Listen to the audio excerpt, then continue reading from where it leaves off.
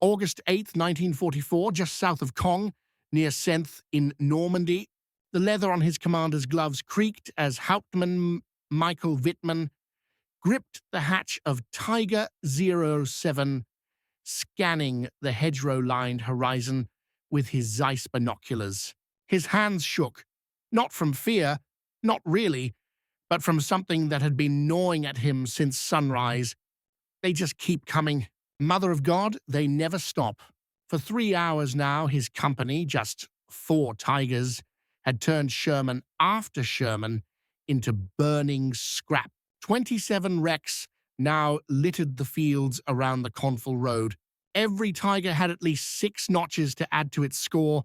By every rule he'd learned at Panzertruppenschule, they were crushing it. The exchange rate was ridiculous, almost 7-1, but Wittmann lowered the glasses, squinting. 48 more Shermans were rolling forward, coming from 3 directions. New units, fresh crews, full ammo racks, and behind that, more dust, dozens more maybe. He knew what he had left. His 4 Tigers, with maybe a dozen armor-piercing rounds among them. Not enough fuel for anything fancy, no reserves coming up behind. The math was brutal, and it wasn't about tactics anymore. It was about factories, production lines churning out tanks faster than he or any commander could destroy them. This wasn't a battle. This was a lesson in industrial arithmetic, and the Wehrmacht was about to be crushed by sheer numbers. Minutes later, Wittmann would be dead. His famous Tiger blown apart by either a Sherman Firefly of the Northamptonshire Yeomanry or Canadian troops. Historians still argue over who fired the shot, but his last radio message, logged at 12:47, caught the despair every German tanker felt once American production got rolling. Ammunition exhausted, enemy unlimited. The story of German tank supremacy started years earlier, May 26th, 1941, up at the Berghof, Hitler's mountain retreat. Ferdinand Porsche and Henschel and Son showed off their prototypes for what would become the Tiger. Hitler was hooked. That massive 80mm gun, the armor, no Allied tank could touch it. He ordered production right then and there. One Tiger, he told his generals, would be worth a battalion of regular tanks. One Tiger will destroy a dozen enemy vehicles. The order that followed locked Germany into a fatal mistake. Quality over quantity.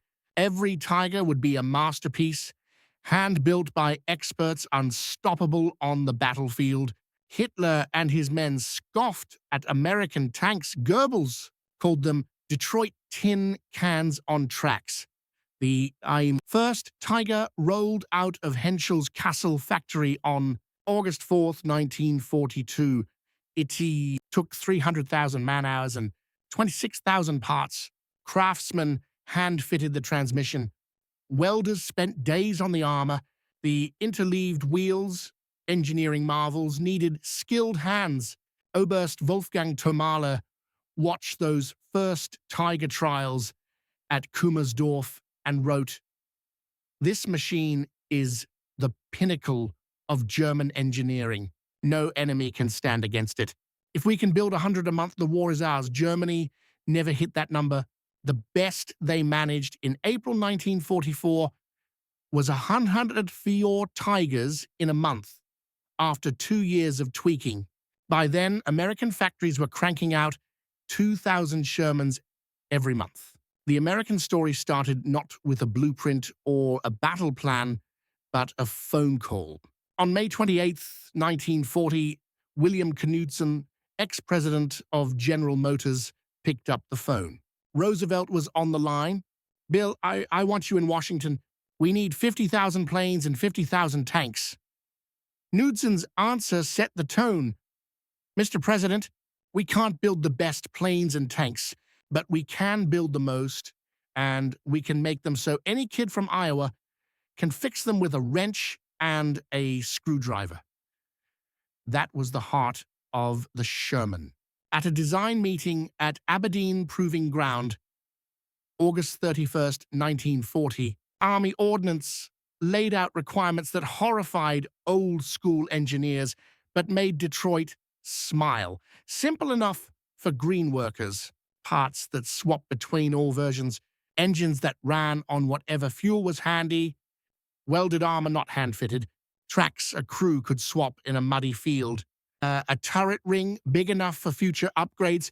Major General Gladian Barnes, head of ordnance, told the crowd, "I don't want a perfect tank. I want a tank that's good enough, but we can actually build 1,000 for every 100 the Germans build. Make it reliable, make it easy to fix, build them by the tens of thousands." That was the American approach, and honestly, you could see the difference just by walking through the factories. At Henschel's Castle plant in Germany, you had 9,000 skilled workers handcrafting tigers. The place felt less like a modern factory and more like a medieval guild blown up to industrial size. Master craftsmen looked over apprentices. Every tank was basically built by hand. When someone finished a part, they signed their name on it. Proud of their work, Untitia France Lee Hart, who worked there before getting drafted, remembered, "We spent 3 days just on the final drive assembly. Every gear got checked with micrometers. Every weld was inspected 3 times. We painted the ID numbers by hand. This wasn't mass production. It was art." Meanwhile, over in Detroit, things couldn't have been more different. Chrysler's Detroit Tank Arsenal opened in September 1941, and the place was a monster. 1.25 million square feet, bigger than all the German tank factories put together. Instead of master craftsmen, they filled the line with anyone who could handle a rivet gun or welding torch, car workers, housewives, teenagers, you name it. Rose Willil Monroe, later famous as Rosie the Riveter, worked on Shermans there. She said, "I'd never seen a tank before I started building them. They gave us 2 days of training, then put us on the line. Everything was broken into easy steps. I'd weld one seam, the tank moved, someone else took the next. We finished a tank in 4 hours." The Germans thought this kind of assembly line tank building was impossible, but Detroit pulled it off. Chrysler's engineers broke the Sherman into modular pieces, sub-assemblies built on parallel lines, then fitted together at the end. From raw steel to finished tank, the whole process took 48 hours. By December 1942, the numbers told the story German commanders didn't want to believe. Detroit alone was building 896 Shermans a month, more than double what German intelligence guessed. And Detroit was just one of 11 factories. Grand Blanc Tank Arsenal, 385 per month. Lima Locomotive Works, 165 pressed steel car. Company, 320. Pacific Car and Foundry, 280. Federal Machine and Welder, 240. American Locomotive Company, 310. Baldwin Locomotive Works, 205. Pullman Standard Car Company, 385. Montreal Locomotive Works in Canada, 180. Angus Shops, also in Canada, 145. Altogether, by December 1942, America and Canada were churning out about 3,500 Shermans every month. The Germans, they managed 34 Tigers in that same time. The ratio was 103-1 when General Major Heinz Guderian, Inspector General of Panzer Troops, saw those numbers in January 1943. He kept his diary entry short. "If these numbers are even half true, we've already lost the war." That production gap had ripple effects everywhere, with thousands of Shermans rolling off the lines. American crews trained on real tanks. At Fort Knox, Kentucky, the Armored Force School kept hundreds of Shermans just for training. Crews got 12 weeks with their tanks. They fired thousands of rounds, drove for miles, and learned to fix anything, sometimes blindfolded. Clarence Smuyer, a private first-class training there in 1943, said, "We beat the hell out of those training tanks, drove them till they broke, fixed them, drove them again. By the time we shipped out, I knew that tank better than my family's farm tractor. Every sound it made, what it meant, every tool for every job." In Germany, Tiger training was a different story. They could barely build 100 a month at their peak. Training vehicles were almost non-existent. The Panzer School at Putlos had 4 Tigers for all their trainees. 4 tanks to prep crews for every Tiger unit in the Wehrmacht. Gerrit Kurt Kleiner, assigned to Schwer Panzerabteilung 503, remembered, "We had 3 days in an actual Tiger. 3 days. Most of our training was reading diagrams and sitting in wooden mock-ups. When we finally got our Tigers in Russia, half the crew had never even started a Maybach engine. And the Tigers were complicated. Sherman had 15,000 parts and needed 50 different tools for field repairs. A Tiger, 26,000 parts and 230 specialized tools. American crews could get up to speed in just 4 weeks. The Germans didn't have that luxury. German Tiger crews needed 3 months just to hit the bare minimum of skill, and the Wehrmacht didn't have that kind of time. D-Day, June 6, 1944, kicked off a cold, hard numbers game that the Germans couldn't win.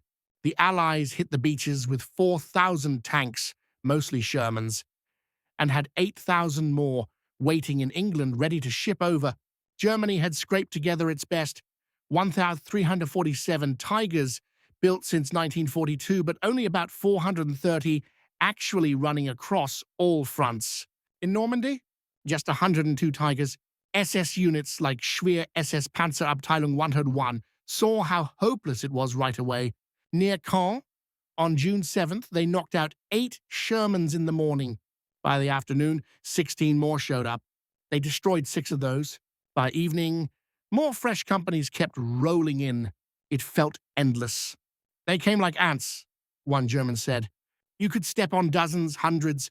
Thousands more waited behind them, and the real story was in the replacements. Lose a Sherman? A new one showed up from England in under 48 hours, thanks to Colonel Joseph Gillam's system that kept 2,300 Shermans in British depots. Damaged tanks either got fixed on the spot by mobile workshops or were just abandoned for fresh ones. Lose a Tiger? Weeks or months for a replacement, if it ever came. Tigers needed special rail cars just to move, and even under perfect conditions, it took 5 days to get one from Germany to Normandy. Allied air raids usually stretched that trip into weeks. Out of 45 Tigers sent to Normandy in June 1944, only 17 made it in one piece. June 13th, 1944, put the production war under a microscope. Michael Wittmann's attack at Villa Bocage is legendary. His unit knocked out 14 tanks, 15 personnel carriers, and 2 anti-tank guns from the British 7th Armoured Division in just 15 minutes. Maybe the kills weren't all his, but German propaganda ran wild, calling it proof of Aryan superiority and Tiger invincibility. They left out the aftermath. Within 72 hours, the British brought in replacements for every lost vehicle. Wittmann's company lost 3 Tigers in the fighting and waited 6 weeks for new ones. Lieutenant Colonel John Cloudsley Thompson from the 7th Armored wrote, "Wittmann was brilliant, no doubt, but brilliance is exhaustible. Industrial production isn't. He could destroy our tanks faster than we could brew tea, but we could replace our tanks faster than he could reload." Production numbers only scratched the surface, though. Each Sherman needed a supply chain that delivered 150 gallons of fuel every 100 miles, 104 rounds of ammo, 30 gallons of oil, spare track blocks, road wheels, filters, food, and everything for 5 crewmen. American logistics delivered every time. The Red Bull Express, 6,000 trucks ran non-stop from Normandy to the front. On August 29, 1944 alone, The Red Ball moved 12,842 tons of supplies, 800,000 gallons of fuel, 3,000 tons of ammo, enough for 28 divisions. Tiger, on the other hand, guzzled 650 gallons of fuel every 60 miles, needed 92 rounds, 100 gallons of oil, and spare parts you could only get from Germany. It ran best on high-octane fuel that Germany was running out of. German logistics just couldn't keep up. To move a Tiger battalion 100 miles, you needed 40,000 gallons of fuel, more than most depots even had.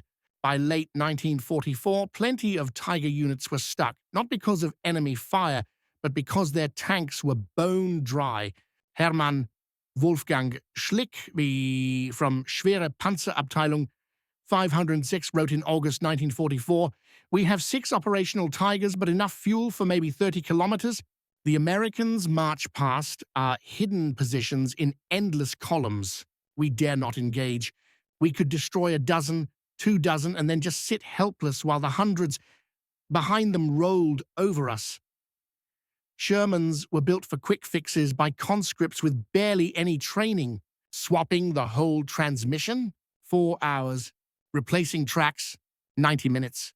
Even the engine could be swapped in 6 hours. Everything was easy to get to.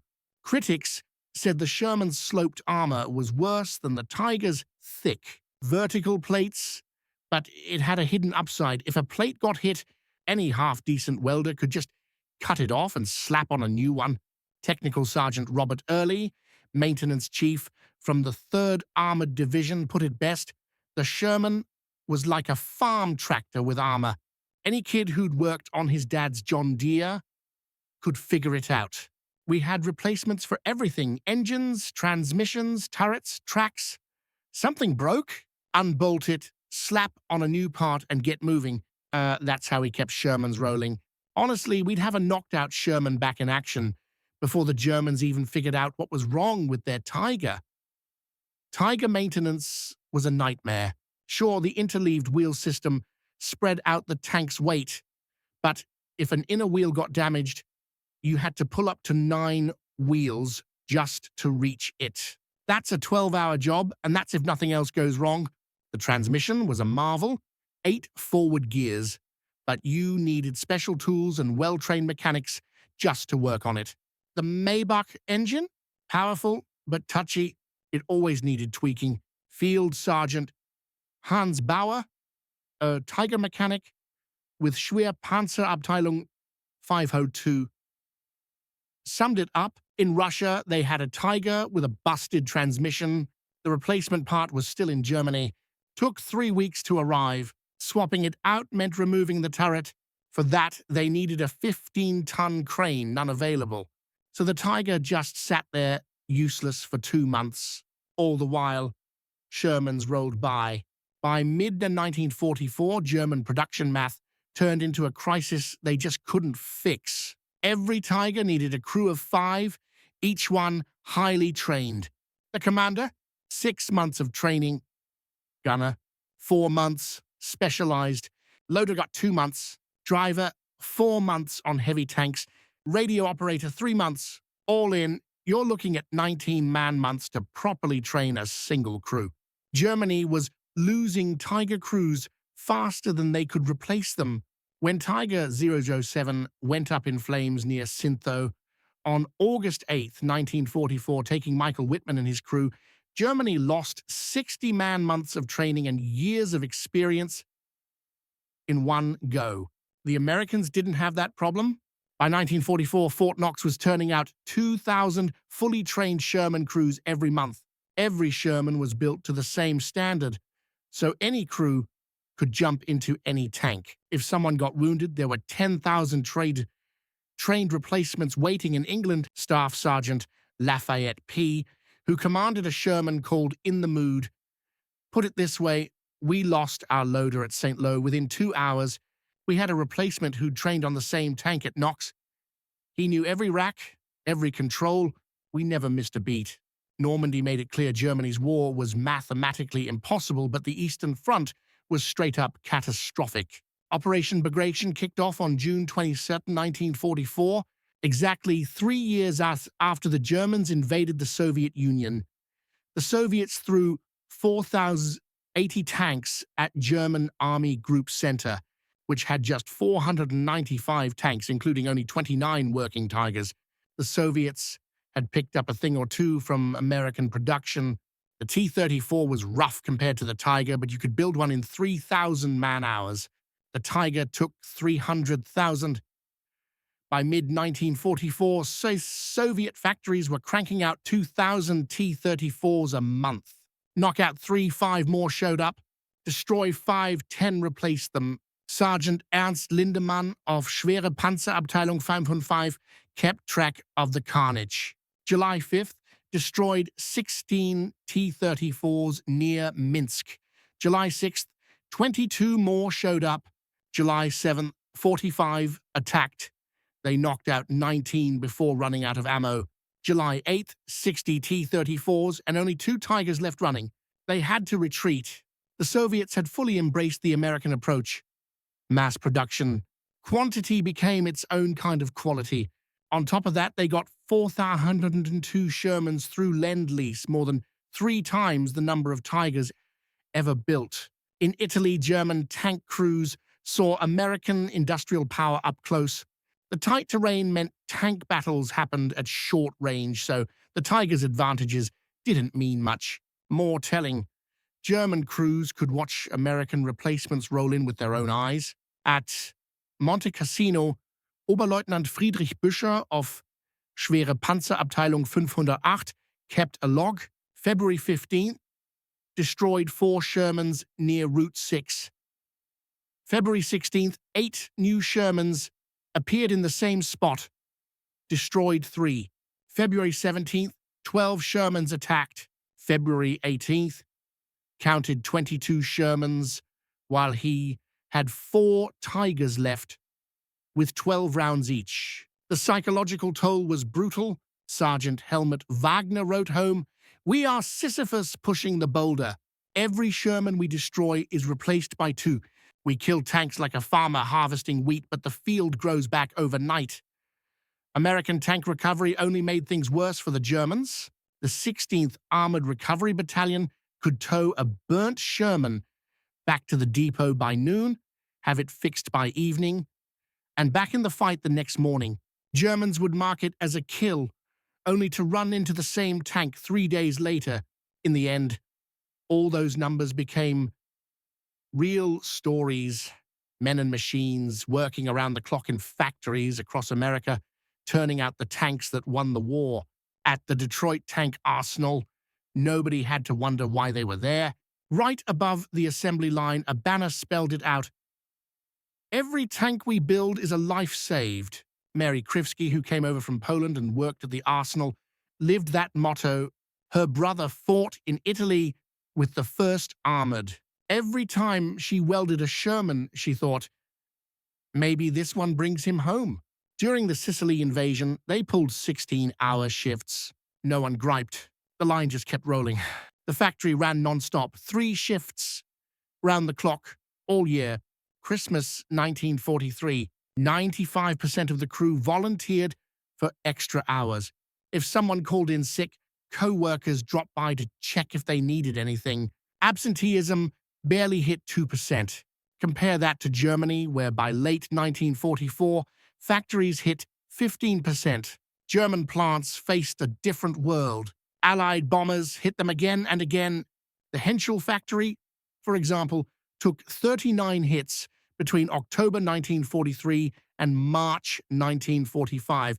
Every raid meant days, sometimes weeks, without Tiger tanks. Skilled workers got drafted to fill combat losses, so factories filled with forced labor. By late 1944, slaves made up 40% of the workforce. That meant guards, sabotage, and everything slowing down.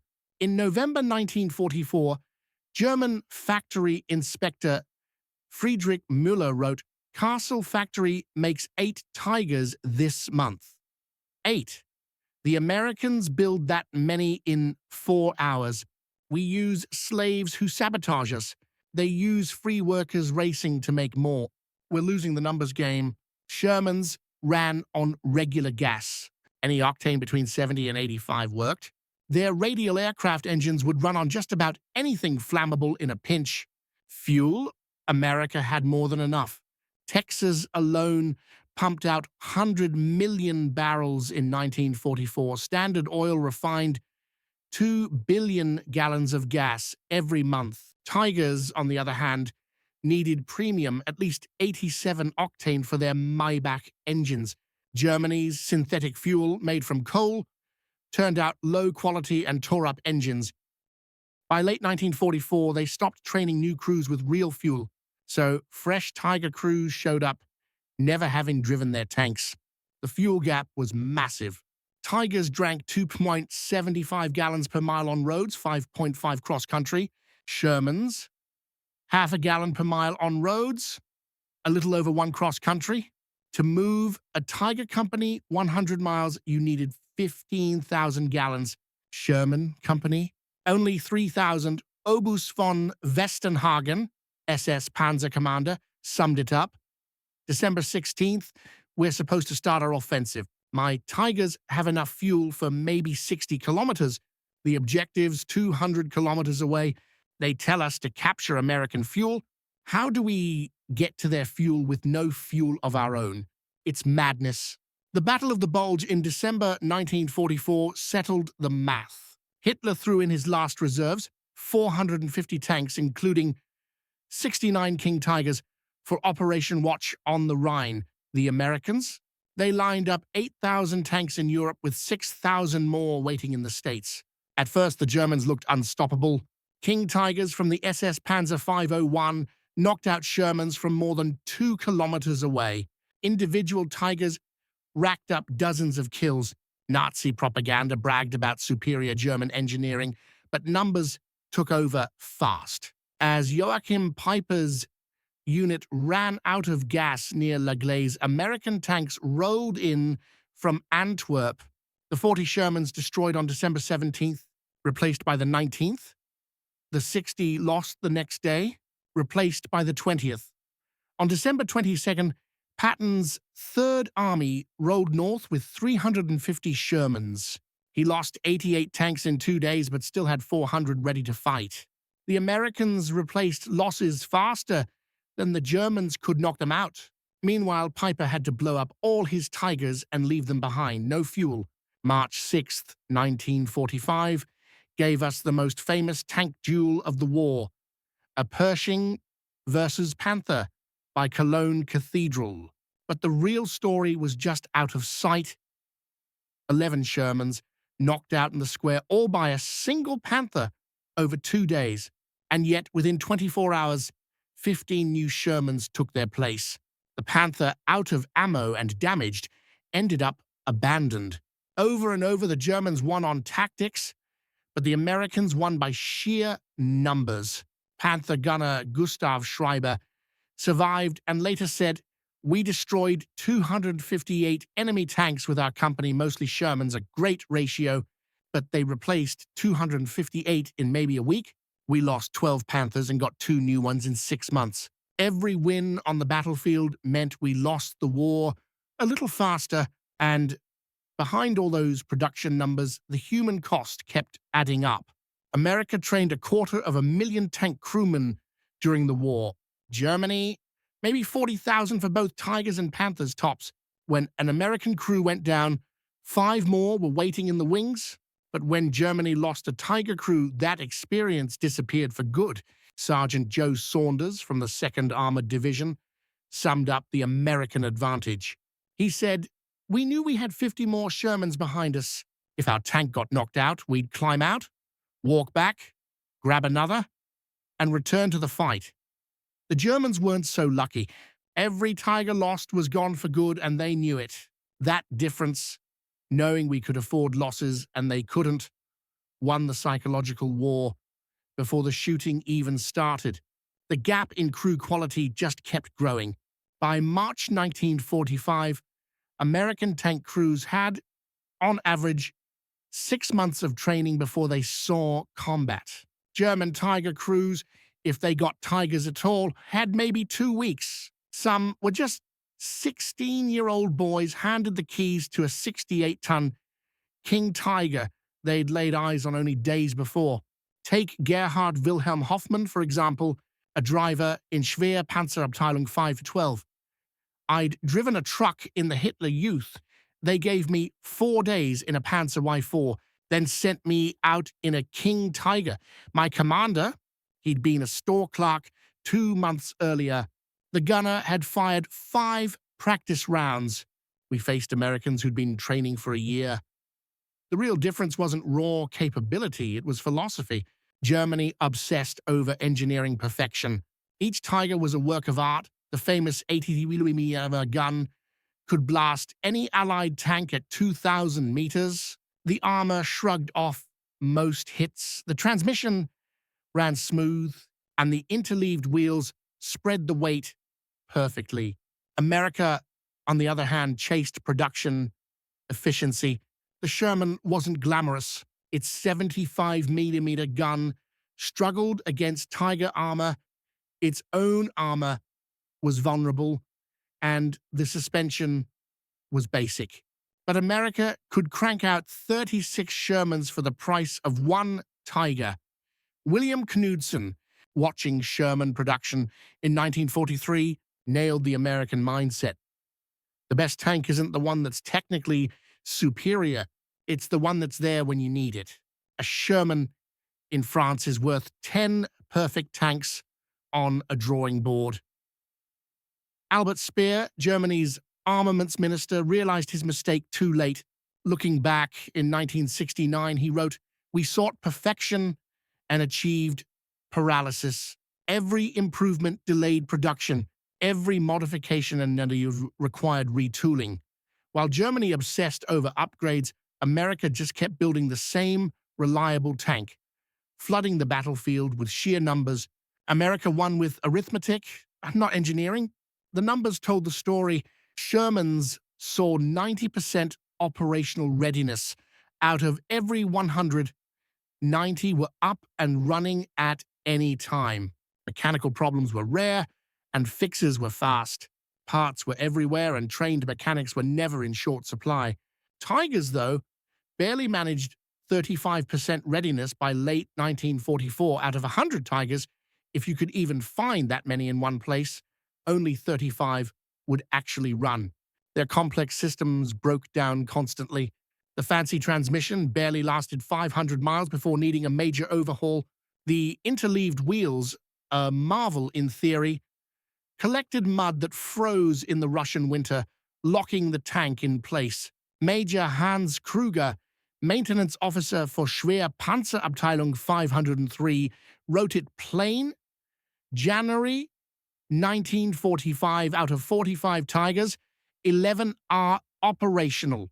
8 need transmissions, 6 need engines, 12 need new tracks, 8 have multiple failures. We cannibalized 3 Tigers just to keep one running. Americans just abandoned broken Shermans and grabbed new ones. By early 1945, American production gave commanders something priceless: strategic freedom. They could plan, knowing that every loss would be replaced, trade tanks for objectives, and use Shermans as expendable tools. General Omar Bradley put it bluntly, we knew we'd lose 4 Shermans for every Tiger killed. We also knew we had 10 Shermans for every Tiger. The math was simple. We could afford the trade. The Germans couldn't. German commanders, meanwhile, faced paralysis. Every Tiger lost was a blow they couldn't recover from. Every attack meant weighing if an objective was worth an irreplaceable tank. By March 1945, orders told Tiger units to fight only when absolutely necessary. General Major Wolfgang Lang, stuck with the remnants of a panzer division, described the nightmare. "I had 8 Tigers and 900 Shermans in my sector. If we showed our Tigers, artillery and aircraft would wipe them out. If we hid them, Shermans would just roll over us. We were reduced to watching our own destruction through periscopes." When the war finally ended on May 8th, 1945, the numbers told the whole story. German factories built about 347. Tiger is August 1942 to August 1944, and somewhere between 489 and 492. Tiger Eyes, January 1944 to March 1945, so around 839 Tigers in all. America built 49,234 Shermans between February 1942 and July 1945, at another 2,000 plus from British and Canadian factories. In the end, quantity backed by a straightforward, relentless philosophy, overwhelmed quality. Total Allied Shermans, over 51,000. For every Tiger tank, there were almost 28 Shermans. But just cranking out tanks wasn't the whole story. By May 1945, the German army had fewer than 20 Tigers left running. The Allies, on the other hand, had about 35,000 Shermans operational worldwide. Crew training told a similar story. Fewer than 200 trained German Tiger crews were still in the field. The Americans? Over 40,000 Sherman crews trained and ready. Jump ahead to 1975 at Fort Knox. American and German tank veterans got together for a reunion. The conversations pulled back the curtain on what those production numbers really meant to the people who lived it. Otto Carius, Germany's second highest scoring tank ace, more than 150 kills, said it straight. We were fighting mathematics, not Americans. I could knock out 10 Shermans and 20 more would roll up. It wasn't combat, it was arithmetic. We were calculators trying to stop an avalanche with skill alone. Staff Sergeant Clyde Brunson, who'd commanded Shermans in 3 armored divisions and lost 2 tanks from under him, nodded and replied, "Otto's got a point. Most of us weren't aces and we didn't need to be. We just had to be good enough. Wars aren't won by heroes, but by factories." Then came the moment everyone remembered. Hans von Luck, a German officer, asked the Americans, "Did you know your numbers would overwhelm us, no matter how good we were?" Sergeant Ray Hopkins didn't hesitate. "Oh, we knew. Every depot we passed was packed with new Shermans. Letters from home talked about factories running 3 shifts. You were up against the whole American industrial machine. Honestly, we almost felt bad for you." But those numbers did more than just put tanks on the field. With so many Shermans, the Americans could experiment. New versions popped up all the time. Sherman Firefly with the British 17-pounder gun, Sherman Jumbo with thick armor, rocket-launching Calliopes, mine flail crabs, amphibious DDs, bulldozer Shermans, flamethrower crocodiles, you name it. Germany couldn't keep up. They struggled just to make standard Tigers. Every time they tried something new, like turning Tigers into assault guns with the Sturm Tiger, they only managed 18 of them. Every experiment meant fewer tanks for battle, parts and support. The gap was just as wide. American depots stocked 50,000 different Sherman parts. If a unit needed something, it got there in 3 days. German Tiger crews waited months, sometimes stripping working tanks just to keep others going. Technical Sergeant Mike Kozlowski worked at a forward depot in Belgium. "We had warehouses of everything, engines, guns, tracks. If a unit needed parts, we loaded a truck and sent it. I threw away more spares than German units ever saw." American crews lived in a different world. They knew they could count on replacement tanks. They knew survival mattered more than heroics. Private First Class Clarence Smoyer remembered how his lieutenant put it. "Your job is to survive and keep moving forward. If you see a Tiger, call in artillery or air support. Don't try to be a hero. We have more tanks than we have trained crews. Stay alive, and we'll keep you in tanks." German Tiger crews felt the opposite. Every Tiger was precious and irreplaceable, and every crew was expected to rack up impossible kill counts just to justify their existence. Feldwebel Karl Brahman, a gunner, summed it up. We knew we had to destroy 10, 20, sometimes 30 enemy tanks to justify our Tiger. The pressure was crushing. We weren't just soldiers. We were accountants, always counting, always wondering if we'd done enough. Behind all these numbers was the machinery that made it possible. American factories were untouchable. Detroit, Chicago, Pittsburgh, all turning out tanks at full speed, safe from bombs.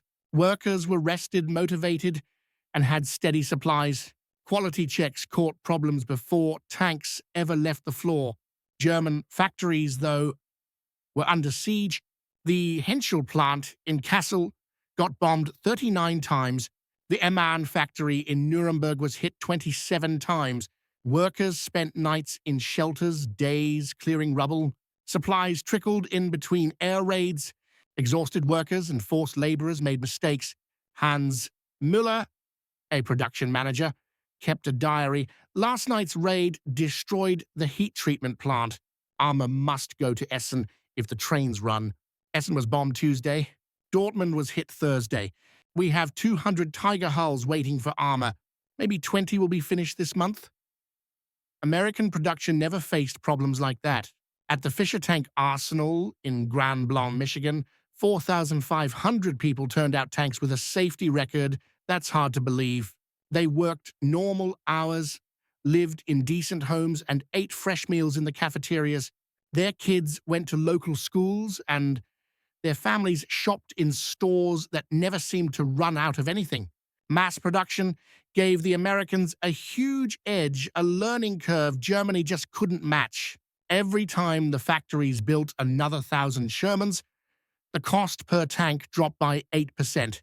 Whenever someone figured out a better way to do things, every plant picked it up right away. By 1944, Detroit Arsenal was building Shermans S 60% faster than in 1942 and with fewer workers.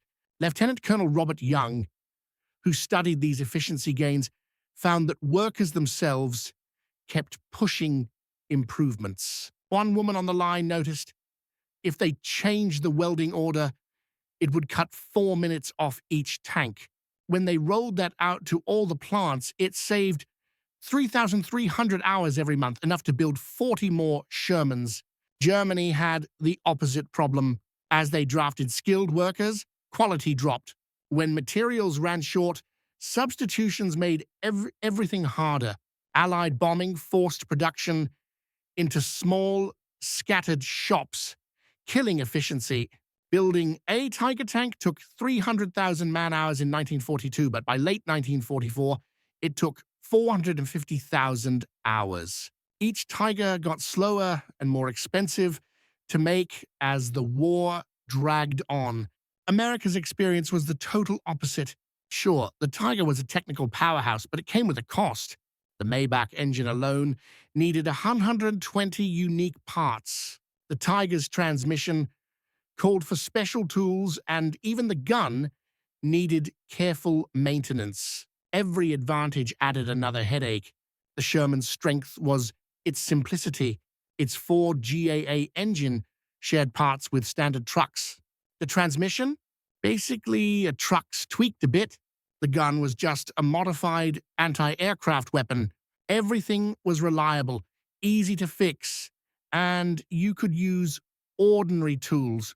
Master Sergeant Tom Williams, who kept Shermans rolling for the 4th Armored Division, explained it best. We fixed Shermans with parts from trucks, jeeps, anything. Needed a fuel pump.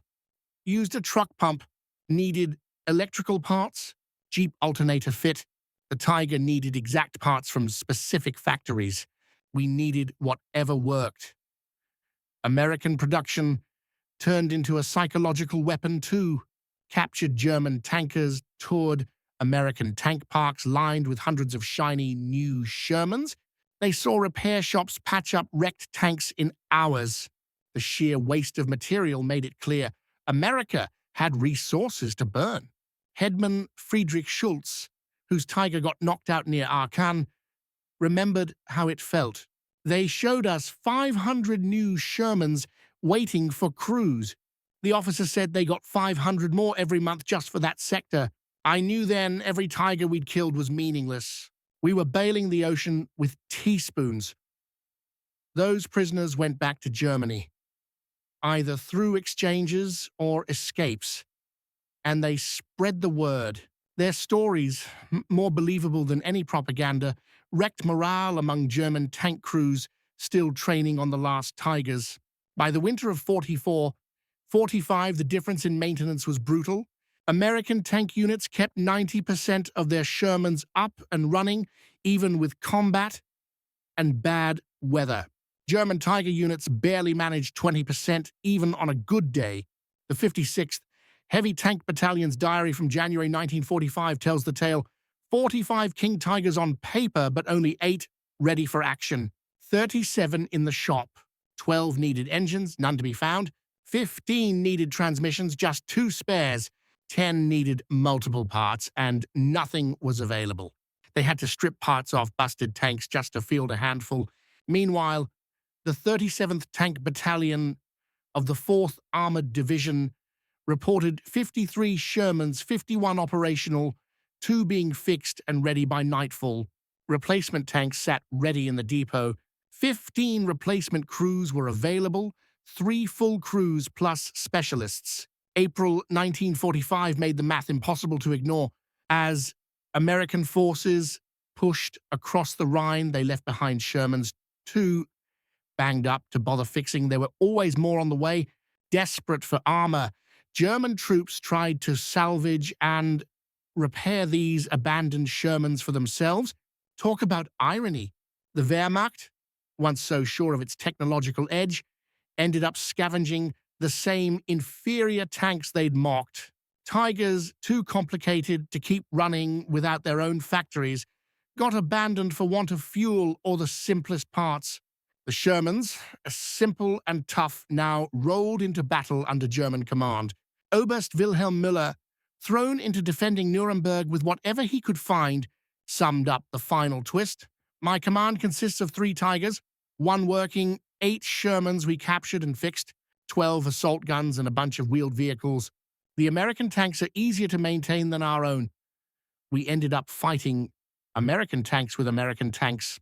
The war didn't close with epic tank battles, just long American columns rolling past, German armor left behind. Tigers sat abandoned by the roads, empty on fuel, out of shells, nothing left for repairs. Their crews, some of the best tank men ever trained, just walked home in defeat. Meanwhile, Shermans kept driving deeper into Germany. Whenever one blew up, another rolled off a ship and took its place. The crews, trained well enough and totally confident in their supply lines, barely glanced at those dead German giants as they drove by. General Eisenhower, touring the ruins, summed it up. We didn't defeat German tanks. We defeated German production. Every Tiger was a tactical win for them, but it cost them the war. Every Sherman we lost got replaced before the Germans even finished counting their kills. That's what victory looked like. Not heroic duels, but spreadsheets. Let's talk numbers. Building a Tiger took up to 450,000 man-hours. A Sherman? About 17,000 to 48,000. So for every Tiger, the Germans could have built 6, maybe 26 Shermans. Price? Tigers cost up to 300,000 all Reichsmarks in 1945 money. A Sherman was about $45,000 to $65,000 by the U.S. Army's own catalog. Sure, currencies were a mess, but the gap's obvious. Fuel, a Tiger guzzled 2.75 gallons per mile. Sherman, half a gallon. That means 1 Tiger burned as much gas as 5 or 6 Shermans. Maintenance? You had to spend 10 hours fixing a Tiger for every hour it ran. The Sherman only needed 1 hour of work every 10 hours of action. Training? It took at least 19 man-months to get a Tiger crew ready. Sherman crews were good to go after 5. No wonder the Germans couldn't keep up. After the war, both sides agreed. The Tiger was maybe the best tank Technically speaking, the Sherman, just okay in a fair fight. But wars aren't about the best machine, they're about who can keep fighting. Colonel Robert Cameron, writing the U.S. Army's official history, put it plainly. The Sherman succeeded, not despite its mediocrity, but because of it. Its simplicity meant we could build a ton of them. It kept running. It was easy to replace. The Tiger failed not despite its excellence, but because of it. Too complex to mass produce, always in the shop, no replacements. On the German side, General Major Friedrich von Mellenthin was even blunter. We built 1,347 Tigers. They built 49,234 Shermans. Everything else is commentary, but behind all these numbers were people. The Germans knew every Tiger was precious, so they fought to the end. Out of about 8,000 Tiger crewmen, fewer than 2,000 made it home. That's a 75% casualty rate. Sherman crews, on the other hand, knew they could always get another tank. If theirs got hit, they bailed out, walked back, and got a new ride. Of 250,000 American tankers trained, 6,500 died in action, just 2.6%. In the end, building lots of tanks and treating them as expendable actually saved lives. Sergeant John Irwin, who survived 3 Shermans getting shot out from under him, explained it best. We were taught that tanks were expendable, crews were not. Bail out fast, walk back, get another tank. The Germans fought like their Tigers were made of gold because to them they were. They died trying to save machines. We lived by abandoning them. This battle, Tigers versus Shermans, changed how armies thought about war. The US proved that industrial muscle was the real superweapon. Being able to build, supply, and replace gear faster than the enemy could blow it up made all the difference. The Soviets learned the lesson too. They cranked out the T-54-55, over 100,000 of them, twice as many as the Sherman. Simplicity, reliability, sheer numbers, that became the Soviet way. Even the Germans changed after the war. Instead of chasing perfection, they built practical, reliable tanks like the Leopard. Their industry, rebuilt on the American production model, turned Germany into Europe's factory. In 1985, at a reunion in Fort Knox, old tankers from both sides finally settled the argument. Otto Carius, a famous German tank ace, gave it straight. The Tiger was a masterpiece. In a tournament of single combat, it would defeat any tank of the war. But wars are not tournaments. The Sherman wasn't a marvel. It was a product of factories. And that's what won the war. Shermans got knocked out left and right, but new ones just kept rolling in way faster than we could lose them. That's not some big failure of the Tiger or some special magic in the Sherman. That's just how industrial warfare works. Sergeant Wardell Henderson, who ran 5 different Shermans through France and Germany, put it simply, I never wanted to see a Tiger. If it was one-on-one, we'd lose, no question. But it was never just one-on-one. We came at them 5 or 10 to 1, and we had artillery, air cover, and more tanks waiting in the wings. The Tiger was the better tank, sure, but the Sherman was the tank of the side that won. I'd rather be alive in a Sherman than a dead hero in a Tiger. Now, look at the legacy. Restored Tigers go for millions. There are only 7 left running anywhere in the world. Shermans, they sell for tens of thousands, and there are hundreds still running on every continent. Even now, you can see the difference production made. At Fort Knox, there's a Tiger eye sitting next to an M4A3 Sherman. The sign says it all. Tiger Eye, one of 1,347 built. This tank destroyed an estimated 40 Allied vehicles. Sherman M4A3, one of 49,234 built. Tanks like these liberated Europe. If you want the math of victory, it's right there in black and white. Back in 1989, Friedrich Schultz, a former Tiger commander, returned to Normandy for the 45th anniversary of D-Day. He stood at the American cemetery overlooking Omaha Beach and spoke to the veterans gathered there. "We came with the best tanks in the world, sure of ourselves. You showed up with tanks that were good enough, and just so many of them. We fought with skill. You fought with numbers, and in war, numbers always win. We built 347 Tigers. You built 234 Shermans. Those numbers aren't just statistics. They're the difference between dictatorship and democracy, between not enough and more than enough, between losing and winning." The crowd, Americans, Brits, Canadians, Germans, all stood there in silence as the truth sank in. Germany built the best tank of the war, but America built more. In the kind of war where factories matter more than finesse, quantity beats quality every time. The Tiger was an engineering masterpiece, no doubt, a symbol of doing it perfectly. It was also a strategic blunder, a resource drain, proof that you can't win a big war just by building the best. The Sherman? It wasn't perfect. It was just good enough, built fast, and in huge numbers. That's what made it a wow winner. In the end, the Americans rolled out nearly 50,000 Shermans and swamped the Reich with tanks and fresh crews. The numbers say it all. Everything else is just noise. The Tiger versus Sherman argument was never really about tanks. It was about how you build, how much you can build, and the cold math of modern war.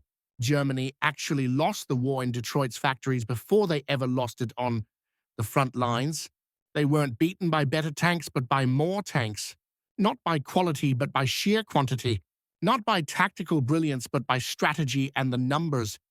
So the Tiger stands as a symbol of German engineering, and the Sherman stands for American industrial might, but that 49,234 to 1,347 ratio, that's the only number that ever really meant anything. It's proof that in industrial war, the assembly line always beats the craftsman's bench. Every single time,